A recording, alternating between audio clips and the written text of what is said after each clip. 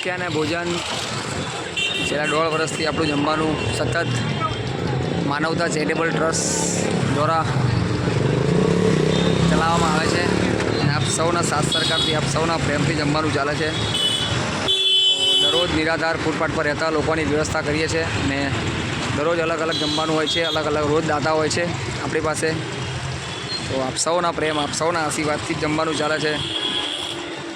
તો સૌગ્રસ્ત રેવાબેન ધોળાભાઈ ત્રીજી પૂર્ણતિથિ એમના પરિવાર તરફથી જમવાનું આજે રાખવામાં આવ્યું છે. તમે પણ તમારા પરિવાર તરફથી ફૂલની પાકડી આપીને સપોર્ટ કરજો.